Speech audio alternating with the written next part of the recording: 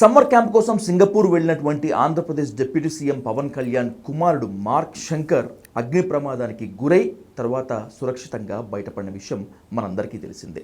అయితే దేవుడే కాపాడాడు, ముఖ్యంగా కలియుగ వైకుంఠంగా భావించేటువంటి తిరుమల శ్రీనివాసుడే కాపాడాడు అనేటువంటి నమ్మకంతో పవన్ కళ్యాణ్ సతీమణి అన్నా లెజినోవా తిరుమలకు వచ్చి తలనీలాలు సమర్పించి అలాగే 17 లక్షల విరాళం ఇచ్చి ఆ తర్వాత పరిస్థితులు మొత్తం అంతా కూడా మనకు తెలిసినవే. అయితే పవన్ కళ్యాణ్ సతీమణి అన్నా లెజినోవా తలనీలాలు సమర్పించడంపై, గుండు చేయించుకోవడంపై అనేక విమర్శలు వస్తున్నటువంటి నేపథ్యంలో కేవలం బీజేపీ ప్రాపకం కోసమే లేకపోతే ఓ మత ప్రాతిపదికనే అన్నా లెజినోవాతో పవన్ కళ్యాణ్ ఆ పని చేయించారా లేకపోతే సెక్యులర్ భావాలతో అనేటువంటి దానిపై డీటెయిల్గా డిస్కస్ చేద్దాం జర్నలిస్ట్ లలిత్ కుమార్ గారితో. లలిత్ గారు నమస్తే. నమస్తే సార్. మెయిన్ స్ట్రీమ్ మీడియాలో ఇది వార్తగానే ఉంది, కానీ సోషల్ మీడియాలో ఒక వారే నడుస్తుంది సెక్యులర్ అండ్ నాన్ సెక్యులర్ మధ్య. క్రిస్టియన్ అయిన అన్నా లెజినోవా పైన అనేక ప్రశంసలు కురుస్తుంటే పవన్ కళ్యాణ్ బలవంతంగా చేయించారు అనేటువంటి విమర్శలు కూడా వినిపిస్తున్నాయి. ఎలా చూడాలి ఈ టోటల్ ఎపిసోడ్ని? అంటే సాధు అన్నా లెజినోవా తను మ్యారేజ్ చేసుకున్నప్పటి నుంచి కూడా ఆమె వస్త్రధారణ శారీ కడుతుంది. మనం చాలా సంవత్సరాలుగా చూస్తున్నాం. బొట్టు పెడుతుంది, నల్లపూసలు చైన్ వేసుకుంటుంది. ఏదైతే మన హిందూ సాంప్రదాయ పద్ధతికంగా ఉందో ఆ పద్ధతిలో ఉంది. కానీ తను క్రైస్తవాన్ని చిన్నప్పటి నుంచి తరతరాలుగా వాళ్ళ తాత ముత్తాతలు నాన్నగారు చేసుకొచ్చారు కాబట్టి ఆ ట్రాక్లో ఉంది. కాబట్టి ఆ దేవుణ్ణి కూడా విశ్వాసం వ్యక్తపరుస్తుంది ఆమె. భర్త సంబంధించిన ఏదైతే సాంప్రదాయం ఉందో హిందూ సాంప్రదాయము ప్రకారం ఆమె ధారణ కూడా ఉంది. అప్పుడు ఎవరు అబ్జెక్ట్ చేయలే.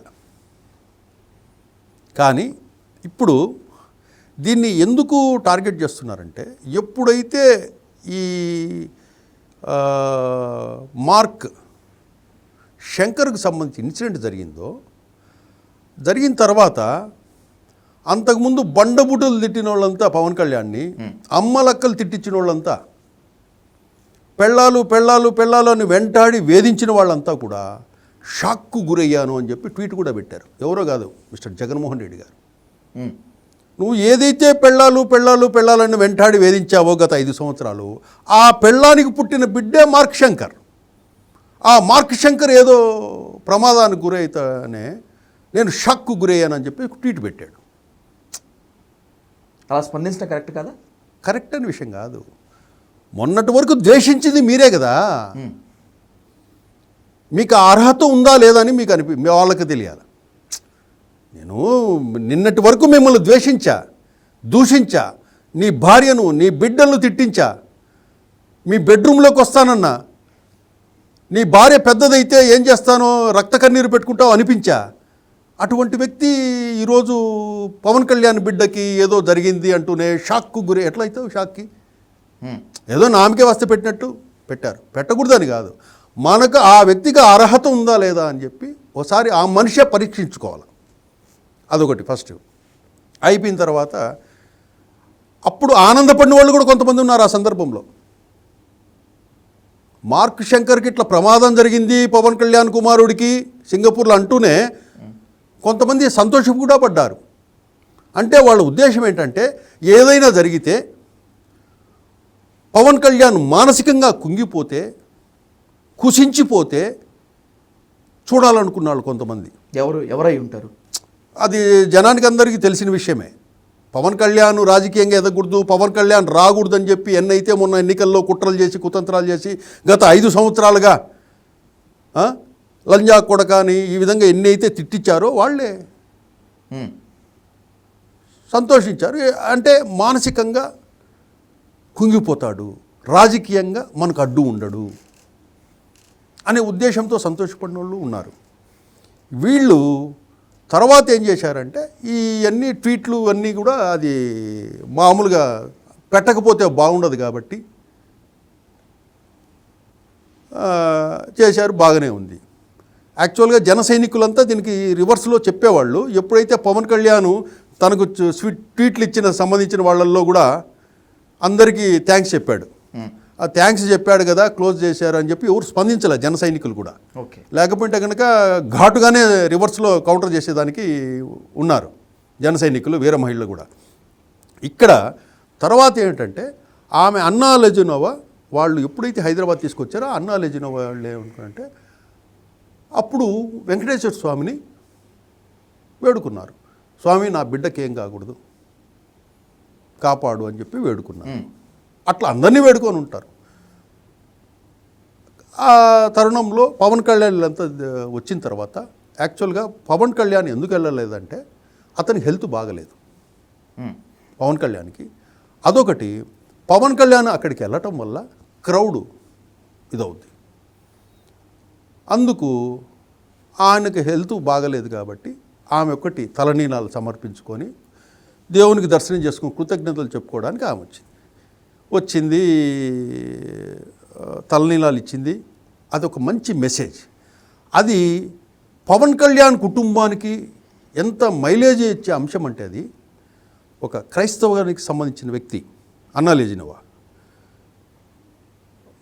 ఒక హిందువును పెళ్లి చేసుకొని తన బిడ్డ కోసం మతాన్ని వాటిని కూడా పక్కన పెట్టి, బిడ్డ తర్వాతే కదా మతమైన కులమైన, బిడ్డ ఫస్ట్, తన భర్త ఏదైతే నమ్ముతున్నాడో సనాతన ధర్మం అనే దాని మీద తిరుమల వెంకటేశ్వర స్వామి గురించి తెలుసు కాబట్టి అక్కడ కృతజ్ఞతలు తలనీలాలు ఇచ్చేసి ఒక 17 లక్షల రూపాయలు డొనేషన్ ఇచ్చేసి అన్నదానం కూడా చేసి వచ్చింది. దానికి కూడా కొంతమంది మిమ్మల్ని పవన్ కళ్యాణ్ అంటే సోషల్ మీడియాలో క్వశ్చన్, మిమ్మల్ని పవన్ కళ్యాణ్ బలవంతంగా పంపించాడు, మీరు గుండు కొట్టించుకునేటప్పుడు నవ్వడం లేదు, గుండు కొట్టించుకున్న తర్వాత నవ్వడం లేదు, మిమ్మల్ని పవన్ కళ్యాణ్ బలవంతంగా పంపించాడని కూడా కామెంట్స్ పెట్టారు. అంటే వాళ్ళు దాన్ని డైజెస్ట్ చేసుకోలేకున్నారు. పవన్ కళ్యాణ్ ఉన్నతిని, ఒక మంచి ఒక సాంప్రదాయాన్ని, ఒక మతానికి ఆమె ఇచ్చిన గౌరవాన్ని మామూలుగా క్రైస్తవులు, కరుడుగట్టిన క్రైస్తవులు చాలామంది వరకు హిందూ ప్రసాదం తినరు. మీరు గమనించండి, ఎక్కడైనా హిందూ దేవునికి సంబంధించిన ప్రసాదం అన్నట్టు దాన్ని టచ్ చేయరు. క్రైస్తవుల్లో ఓ వర్గం మాత్రమే, ఓ వర్గమేనా పాస్టర్లు బాగా నూరిపోసినటువంటి వర్గం మాత్రమే హిందువుల ప్రసాదాలని ద్వేషిస్తారు. ఆమె అందరూ క్రైస్తవులు. ఆమెలో ఆమె క్వాలిటీస్ కానివ్వండి, ఆమె ఆత్మస్థైర్యం కానివ్వండి, ఆమె నడిచొచ్చిన విజువల్స్ చూశారు మీరు? ఏమాత్రము ఎంత కాన్ఫిడెంట్గా నడుస్తుంది ఆమె. వచ్చి డైరెక్ట్గా వచ్చి అక్కడ కూర్చొని సాధారణ మామూలుగా అయితే పెద్ద పెద్ద విఐపీస్ వస్తే గెస్ట్ హౌస్ల్లోనే గుండు కొట్టిస్తారు, బయట చేయించుకోరు. ఈమె మామూలుగా మనలాంటి వాళ్ళు ఏదైతే వెళ్తారో, సామాన్య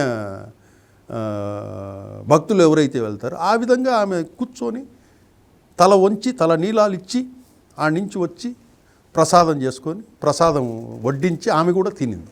తినేటప్పుడు ఈవో కూడా మాట్లాడుతున్నాడు, మేడం ఇది తినండి, వడ మేడం స్పెషల్గా పెడుతున్నాను తినండి అంటే కొద్దిగా స్పైసీగా ఉందండి అని చెప్పి నవ్వుతుంది ఆమె. అంటే వీళ్ళు అడిగేటోళ్ళు ఎలా అంటే వాళ్ళకి నచ్చినట్టు అన్నా లెజినోవా ప్రవర్తించాలా, వాళ్ళకి నచ్చినట్టు అన్నా లెజినోవా గుండు కొట్టేటప్పుడు నవ్వాలా, వాళ్ళకి నచ్చినట్టు హావభావాలు ప్రదర్శించాలా. అంటే ఈ సైకోయిజం. అంటే అన్నా లెజినోవా మీద కాదు వీళ్ళకి, పవన్ కళ్యాణ్ మీద ద్వేషం, పవన్ కళ్యాణ్ మీద ద్వేషం. ఆ ద్వేషంతో అన్నా లెజినోవా నవ్వలేదు, అన్నా లెజినోవా సీరియస్గా ఉంది.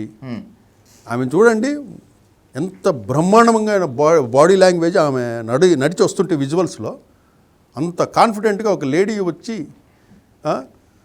హిందూ ధర్మాన్ని నమ్మి, తిరుమలేశుడిని నమ్మి, బిడ్డ కోసం తలనీలాలు ఇచ్చి దర్శనం చేసుకొని ప్రసాదం పెట్టి ప్రసాదం తిని వెళితే కొంతమంది బాధ కలుగుతుంది. ఎందుకంటే రేపు సాంప్రదాయం అంటే రేపు జగన్మోహన్ రెడ్డి గారు వెళ్ళినా ఇంకొకరు వెళ్ళినా డిక్లరేషన్ మీద సంతకం చేయాలి. ఎందుకంటే ఆమె చేసింది కదా. వీళ్ళైన కరుడుగట్టిన క్రైస్తవులు కదా అలా అన్నా లెజినోవా వాళ్ళు, తరతరాలు వాళ్ళ తాత ముత్తాల నుంచి కరుడుగట్టిన క్రైస్తవులు. వీళ్ళైనా ఈ మధ్యలో ఒక 2 తరాల నుంచి క్రైస్తవం తీసుకున్న వాళ్ళు ఉంటారు. ఆమె డిక్లరేషన్ మీద సంతకం చేసింది. మొన్న పవన్ కళ్యాణ్ వెంట వెళ్ళిన పవన్ కళ్యాణ్ కూతుర్లు కూడా డిక్లరేషన్ మీద సంతకాలు చేశారు. రేపు ఎవరైనా వెళ్ళాలన్నా కూడా చచ్చినట్టు డిక్లరేషన్ అనేది చచ్చినట్టు చేయాల్సి వస్తుంది. రేపు ప్రజలంతా అడుగుతారు అది. రేపు జగన్మోహన్ రెడ్డి దర్శనానికి వెళ్ళినా కూడా సంతకం పెట్టయ్యా అని అడుగుతారు. ఇప్పటివరకు సంతకం పెట్టలా. మొన్న అంతకుముందు కల్తీనే ఈ విషయం వచ్చినప్పుడు దానికి సంబంధించి తిరుమలకు వస్తున్నానన్నాడు జగన్మోహన్ రెడ్డి. అప్పుడు దేశమంతా వ్యతిరేకత బాగా వ్యక్తమయ్యేసరికి డిక్లరేషన్ మీద సంతకం పెడతాడా పెట్టడా అని చెప్పి క్వశ్చన్ కూడా రైజ్ అయింది. అప్పుడు నేను అది ఒక తిరుమల మీదకి యుద్ధానికో వెంకటేశ్వర స్వామి మీద యుద్ధానికో అన్నట్లు ఆ రోజంతా గడిచింది. తర్వాత చివరిలో ఏమనుకున్నాడేమో కానీ తిరుమల ప్రోగ్రాం క్యాన్సిల్ చేసుకున్నాడు. అంటే మా దేవుడి మీదకి దాడికి వస్తున్నావా అని భావించినారు హిందువులంతా. అటువంటి జగన్మోహన్ రెడ్డి రేపు ఒకవేళ తిరుమలకు వెళ్ళే పక్షంలో డిక్లరేషన్ చేస్తాడా చెయ్యడా? ఒకవేళ ఎవరైనా భార్యలను తీసుకొని వచ్చినా కూడా ఆ భార్యల చేత డిక్లరేషన్ మీద సంతకం పెట్టిస్తారా పెట్టరా అనేది ఇప్పుడు చర్చ మొదలైంది. ఆమె ఎవరో ఏదో దేశస్తురాలు, రష్యా దేశస్తురాలు, తల్లిదండ్రులు క్రైస్తవులు మన దగ్గరకు వచ్చి హిందువులను పెళ్లి చేసుకొని సాంప్రదాయాలు పాటిస్తా మన వేష భాష అన్నీ నేర్చుకొని భర్తకి ఏదైతే ఇష్టమో ఆ పని చేసుకుంటూ తన బిడ్డను సేవ్ అయ్యాడు కాబట్టి దేవుని దగ్గరికి వచ్చింది. అటువంటి ఆమెను పెట్టుకునేసి ఈరోజు విమర్శిస్తున్నారంటే పవన్ కళ్యాణ్ మీద ద్వేషం. ఎందుకంటే పవన్ కళ్యాణ్ ఆంధ్రప్రదేశ్ రాజకీయాలలో అతను అడ్డంకిగా మారాడు. పవన్ కళ్యాణ్ ఇమ్మీడియట్గా వాళ్ళు కోరుకునేది ఏంటంటే పవన్ కళ్యాణ్ కుటుంబంలో ఏమైనా జరగాల, పవన్ కళ్యాణ్కు అర్జెంటుగా మంచం ఎక్కాలా, పవన్ కళ్యాణ్ అర్జెంటుగా ఈ భూమి మీదనే లేకుండా పోవాలా అనే కోరుకునే మనుషులు కొంతమంది ఉన్నారు. పవన్ కళ్యాణ్ బ్రతికుంటే మనకు రాజకీయ భవిష్యత్తు ఉండదు, పవన్ కళ్యాణ్ ఉంటే ఈ కూటమి అలాగే ఉంటుంది,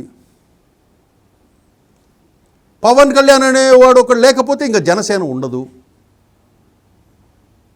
అని కోరుకునే వాళ్ళు పవన్ కళ్యాణ్ కుటుంబంలో ఏమైనా జరుగుతుందా, పవన్ కళ్యాణ్కి ఏమైనా జరుగుతుందా అని 1000 కళ్ళతో ఎదురు చూస్తూ ఉన్నారు. కాకపోతే వెంకటేశ్వర స్వామి లాంటి వాళ్ళు, ఆంజనేయ స్వామి లాంటి వాళ్ళు ఉన్నారు కాబట్టి వాళ్ళకి అండగా ఏమి జరగకపోవచ్చు. జరగకూడదని కూడా మనమంతా కోరుకోవాలి. కానీ కొంతమంది అది జరగాలని కోరుకుంటున్నారు. ఏదైనా హాని జరగాలి, పవన్ కళ్యాణ్ కుటుంబంలో హాని జరగాలి, లేదా పవన్ కళ్యాణ్కి హాని జరగాలని కోరుకునే వాళ్ళు ఉన్నారు. కాబట్టి పవన్ కళ్యాణ్ కుటుంబానికి, పవన్ కళ్యాణ్కి ఎవరికి హాని జరగకూడదు. అట్లాగే ఆంధ్రప్రదేశ్లో ఉన్న ప్రజలకు ఎవరికి, కూటమిలో ప్రభుత్వంలో ఉన్న పెద్దలు ఎవరైతేనో ఎవరికి హాని జరగకూడదని మనం కోరుకోవాలా సాధు. ఎందుకంటే రాజకీయాలు ఎంత భ్రష్టు పట్టిపోయినాయంటే ఆడవాళ్ళని ఏ విధంగా అయితే విద్వేషంతో రగిలిపోతూ ఉన్నారు. కేవలం అధికారం కోసం జరిగే యుద్ధం ఇది. ఈ యుద్ధంలో ఆడ లేదు, మగ లేదు, మనుషులే లేదు, ప్రాణాలు లేదు, మానాలు లేదు, ఏమీ లేవు ఆంధ్రప్రదేశ్లో. ఇప్పుడు మిమ్మల్ని మీరు రక్షించుకోవాలంటే మిమ్మల్ని మీరు కంట్రోల్లోగా ఉండి, ఇది రాష్ట్ర ప్రజలు కానివ్వండి, ప్రభుత్వాలు కానివ్వండి, చాలా జాగ్రత్తగా వ్యవహరించుకోకపోతే మీరు ఎమోషన్స్కు ఫీల్ అయితే ఇబ్బందులు పెడతారు. ఎందుకంటే శత్రువులు ఆ విధంగా మిమ్మల్ని ఇబ్బంది పెట్టడానికి ప్రయత్నం చేస్తుంటారు. ఏదో ఒక రీతిన రాష్ట్రంలో ఏదో ఒకటి జరగాలని కోరుకుంటుంటారు. కాబట్టి కూటమి గవర్నమెంట్లో ఉన్న పెద్దలు కానివ్వండి, ఇట్లా పవన్ కళ్యాణ్ కానీ, పవన్ కళ్యాణ్ సెక్యూరిటీ పరంగా ఏదైనా కానీ మిగతా అంశాల మీద జాగ్రత్తగా ఉండాల్సిన అవసరం ఎంతైనా ఉంది సాధు. Right. Thank you so much sir. Thank you sir.